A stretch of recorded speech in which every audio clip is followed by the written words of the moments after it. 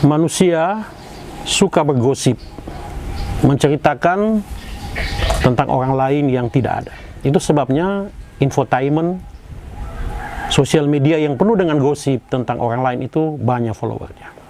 Tapi tahukah Anda bahwa gosip itu bisa membunuh orang lain, bisa membunuh Anda? Pakai tuh otak. Assalamualaikum warahmatullahi wabarakatuh, sahabat yang berbahagia. Bergosip ini ada sepanjang usia manusia, sepanjang manusia berada di muka bumi ini. Menurut para ahli, sejak manusia mengenal bahasa, gosip mulai menyebar. Bahasa adalah salah satu keunggulan manusia yang membuat manusia itu bisa membangun hubungan-hubungan yang luar biasa dengan manusia yang lain, keterikatan termasuk kontrol. Bahasa menjadi salah satu fungsi otak yang sangat luar biasa. Itu sebabnya ada dua daerah di otak kita, ya, daerah bagian depan ini yang namanya daerah Broca dan daerah samping temporal yang namanya daerah Wernicke. Itu hanya manusia yang punya, makhluk lain tidak punya. Dua daerah itu menurut banyak riset neuroanatomi, neuroscience memberikan suatu gambaran berharga bahwa berbahasa memang ciri khas manusia. Bahasa itu adalah salah satu kekuatan manusia yang melebihi daripada senjata. Kalau senjata, mungkin Anda bisa membunuh satu orang. Ya, paling banter kalau Anda gunakan nuklir atau bom, Anda membunuh satu komunitas. Tetapi dengan menggunakan sumber daya yang luar biasa, yang sangat mahal. Tapi bahasa tidak menggunakan terlalu banyak sumber daya, tapi Anda bisa membunuh satu kampung, satu daerah, bahkan satu negara. Karena apa? Itulah yang disebut dengan gosip, yang bisa mengarah pada fitnah. Saudara yang saya hormati, saudara yang berbahagia di mana saja Anda berada. Kenapa orang bergosip? Setidaknya kalau kita menelusuri catatan-catatan ilmiah, ada 3 alasan orang bergosip.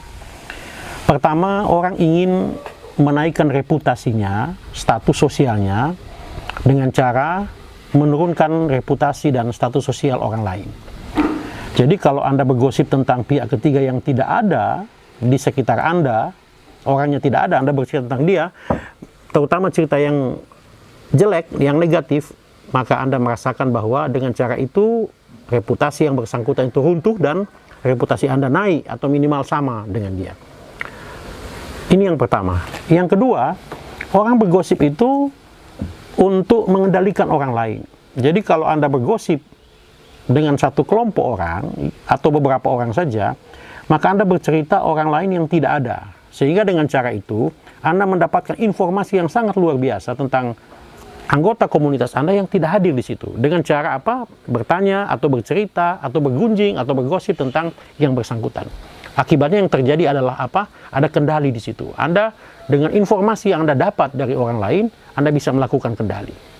Fungsi yang ketiga gosip, atau mengapa gosip yang terjadi, itu disebabkan karena ada social bonding. Kita ingin membangun hubungan sosial yang luar biasa. Fungsi yang ketiga ini sebenarnya bisa dijelaskan dengan apa yang saya bilang tadi, dengan fungsi bahasa.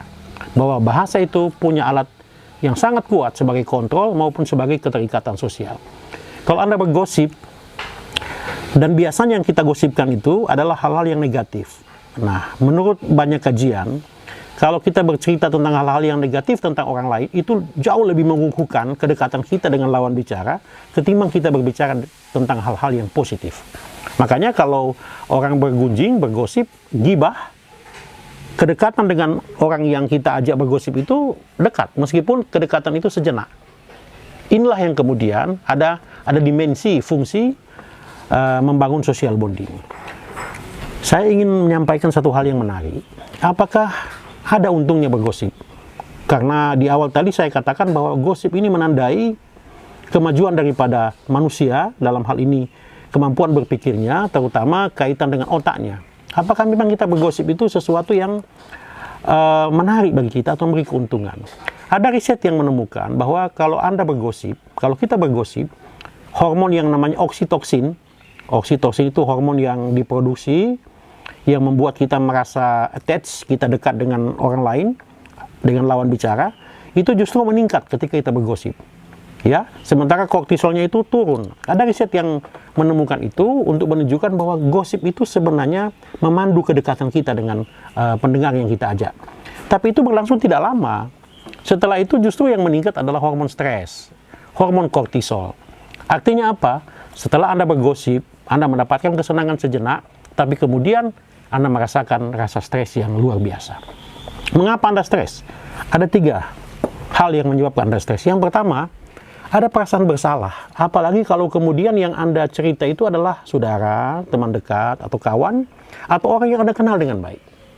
Yang kedua, perasaan bersalah itu akan membuat Anda, apalagi kalau Anda punya nilai-nilai hidup seperti nilai agama, nilai budaya yang luhur, Anda akan memendamnya dan menimbulkan perasaan depresi.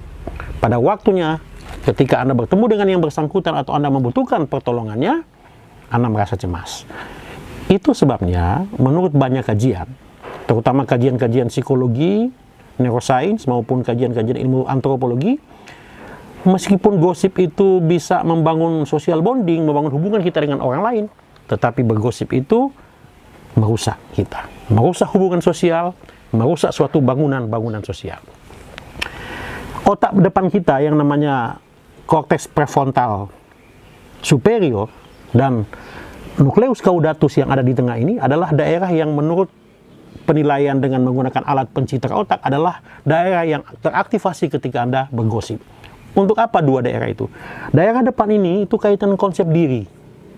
Jadi artinya kalau Anda bergosip itu, hal yang paling berpengaruh terhadap otak Anda adalah mengenai self-concept, konsep diri Anda. Ada suatu keraguan terhadap diri Anda mengenai konsep diri yang Anda miliki. Dan itu kalau berlangsung lama, patologi sifatnya, merusak sifatnya.